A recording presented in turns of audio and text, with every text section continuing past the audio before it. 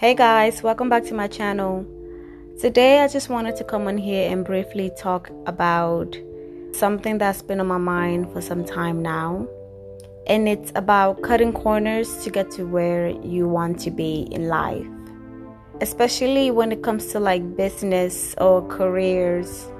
Sometimes we want what we want so bad that sometimes we may end up cutting corners or doing things that we're really not supposed to be doing to get to where we want to be. And I'm always reminded in the Bible the story of Joseph. Joseph had big dreams. When he was a teenager, he had these dreams where he saw himself and he was great. But the next few years of his life, the outcome was way different than what he dreamed. He saw himself as this big thing, or this great man, and the sun and the moon were bound down to him, which signified that great men and women were going to bow down to him. But the next few years of his life was the complete opposite of what he dreamt. He was sold into slavery in Egypt, and he was a slave boy for roughly 15 years because he was sold into slavery when he was about 17 years old. And he had been in slavery till he was about 30 years old. So for a good 12, 13 years, he was a slave in Egypt. And at first he was a slave in Potiphar's house. In Potiphar's house, he had the opportunity to move up. When he was there, the favor of God was upon him, and he was put in charge of the other slaves in the house. His boss's wife saw him and had a thing for him and wanted him to sleep with her. But he refused. Now see, what would have happened if he slept with her? He's right there. He has these dreams of being this great man that everybody's bound down to him.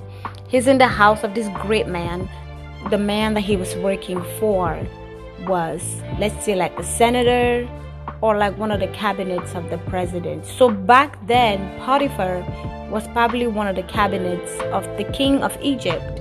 And so Joseph being in this house, he's probably thinking, oh, maybe this could be my way of coming up. This is probably my way that God is going to use to bless me. And then his boss's wife starts to hit on him, and she's asking him to sleep with her. What if Joseph thought about it? What if he said, I can sleep my way to the top. She's the wife of the cabinet member of Pharaoh. If I sleep with her, I can get to the top. If I sleep with her, I can work my way up to the top. If I sleep with her, she can connect me to some of her rich friends or some of her influential friends. Let's say he sleeps with her and she shows him favor in the house, puts him in charge of all the servants, maybe connects him with a few of her rich friends or her influential friends. But then what happens?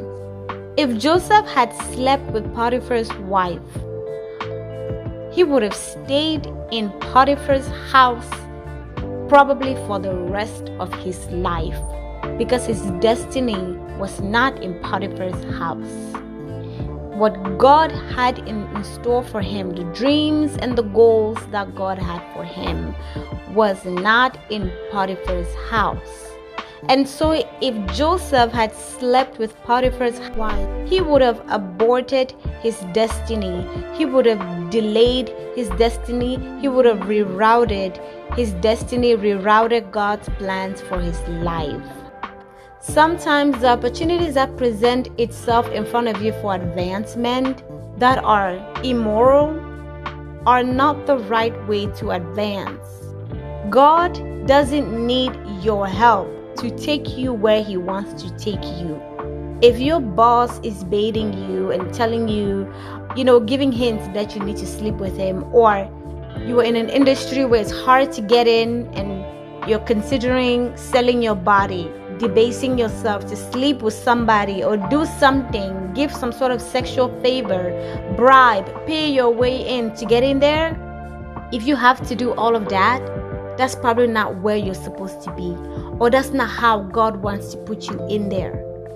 If that door hasn't opened, it's probably because it's not the time.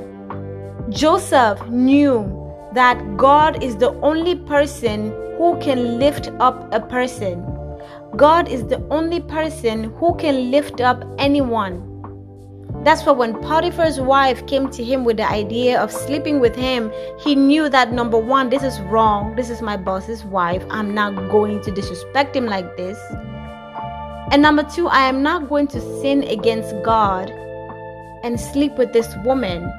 Even if sleeping with her may open some doors or opportunities for me, I don't want this kind of opportunities because they don't come from God. And when you do certain things that are immoral, that are bad, to get the things that you want, those things are not going to last because they're tainted. You got them through immoral ways. They're built on a shaky foundation. They're built on a bad foundation. You know how they say the way you get them is the way you lose them? What if you sleep your way to the top and then that person that you've been sleeping with, they get fired, they get transferred, or they just change their mind about you? Then what? Your qualification into that room that you're in was not your abilities, were not your talents, were not your gifts. They were the sexual favors or what you can do in the bedroom. So when the new manager comes on and he's not really looking at you that way and he's looking for your resume, he's not going to see anything in your resume that requires you to be where you are. And so he's going to start asking questions. He's going to need you to deliver because you got yourself in that room by doing things you were not supposed to be doing. Instead of filling up your resume, gaining more experience, qualifying yourself, training yourself to be in the position that you need to be. Because the Bible says that your gifts will make room for you. You don't want to be in a room because you slept your way in there. You don't want to be in a room because you bribed your way in there. You want to be in that room because you deserve to be in that room. So when people look at your resume and they look at the room that you're in and the table that you're sitting on, they'll say, oh yeah, she deserves to be there. Not look at you and go, how did you get in here? Who promoted you? Who gave you this job? Let's continue the story. So Joseph, when his boss's wife asked him to sleep with him, he says no. And he rejects her and she gets mad. She accuses Joseph of trying to rape her, which was false. And because of that, Joseph is thrown into prison. Obviously, Joseph is just distraught, like he has these dreams. He's supposed to be a great man. But he went from being a slave to being a prisoner. But even in prison, he stayed in alignment with what God wanted him to do. Joseph ended up in prison because he refused to do the wrong thing. And as God would have it, the prison was exactly where Joseph needed to be, because in that prison was a man who could connect Joseph to exactly who he needed to come up. He was in prison for a few years, and two guys randomly came to him and they said that they had dreams and they needed somebody to interpret the dreams for them. And Joseph interpreted the dreams, and the dreams came to pass exactly as he had said it. The two men who had the dreams actually worked for the king of Egypt. And so when one of the guys who left the prison went back to work for the king of Egypt, Joseph said to him, remember me because I'm here. I was falsely accused and my brothers sold me into slavery. Just pleading his cause like, hey, don't forget me, hook me up. But when the guy left the prison, he forgot Joseph completely. And I believe that God allowed Joseph to be forgotten because it was not the time. God was still working out some things. And sometimes when God has appointed you to be the person who's going to save a nation, who's going to save a generation from something that's going to happen, sometimes He's just not going to bring you out when it's not time yet. God saved Joseph for just the right moment. So when the guy left the prison, he forgot Joseph, and Joseph remained diligent, and he stayed where God had him at, and he had a good attitude. And then one day the king of Egypt had a dream. And then that's when that guy who was in prison with Joseph remembered Joseph after 3 years.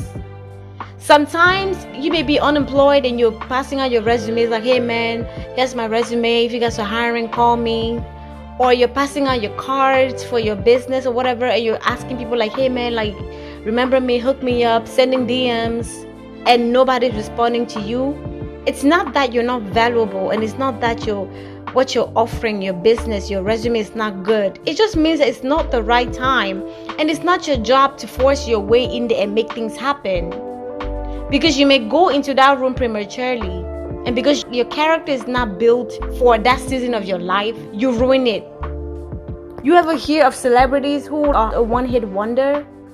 They release one good album or one good movie, and then one scandal happens and it completely ruins their life.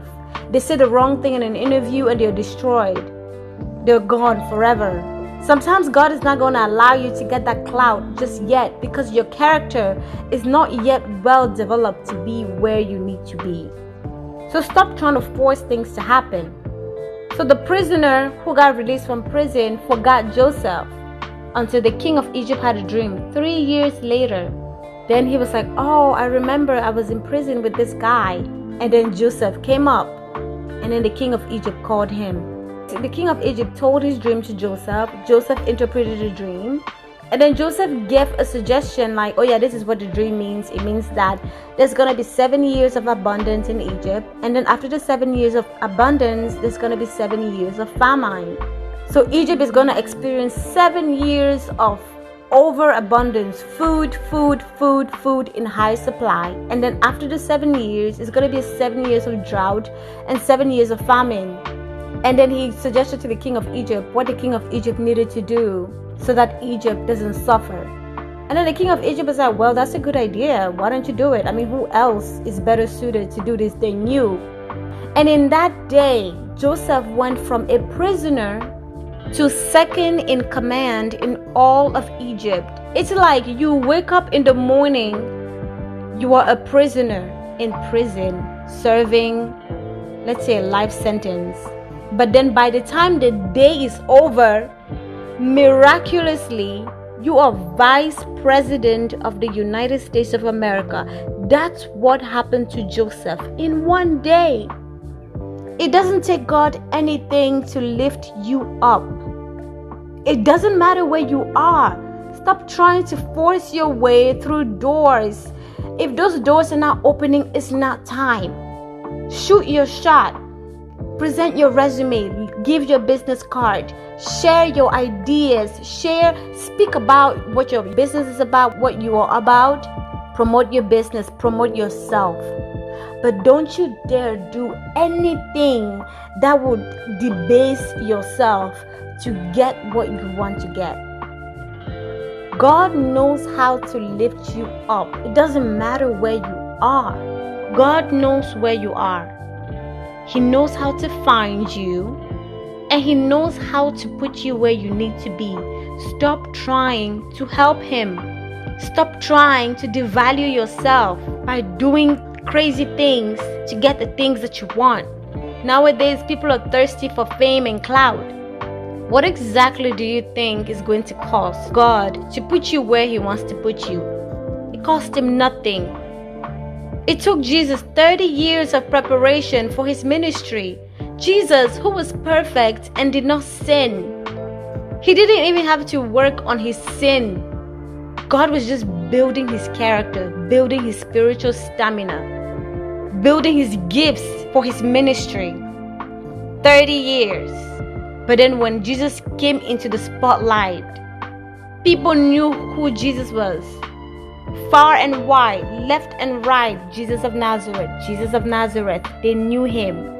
And it only took Him 3 years, 3.5 years to complete His destiny and the purpose for which He came here on earth.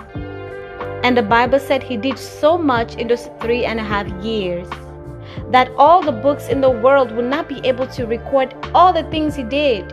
That's how much things He did in 3.5 years. And you're out here freaking out that your time is going by.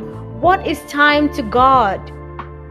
It doesn't take God years to do whatever He needs to do in your life. Stay where you are. God put you there for a reason. Let Him work on you. Because God does not want you to fumble the bag He has for you. He doesn't want that when you get up there, you say the wrong thing, you do the wrong thing, you become friends with the wrong person. That's going to put you in a lot of scandal, a lot of issues.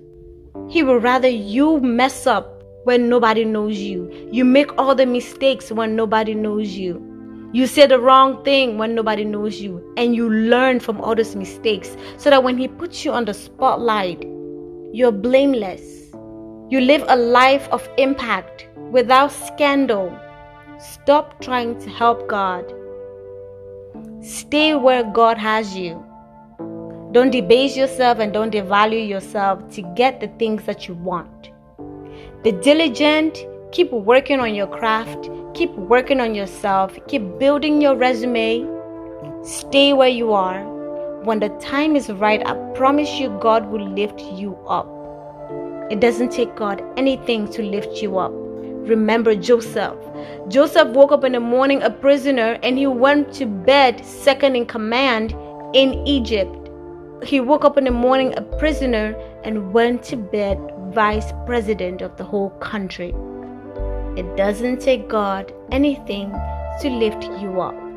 Stay where you are and let God continue to work on you so that when you get to where you are supposed to be, you really enjoy that place. Thank you so much for watching my video. Please like, comment, and subscribe and share with your friends. And I will see you next time.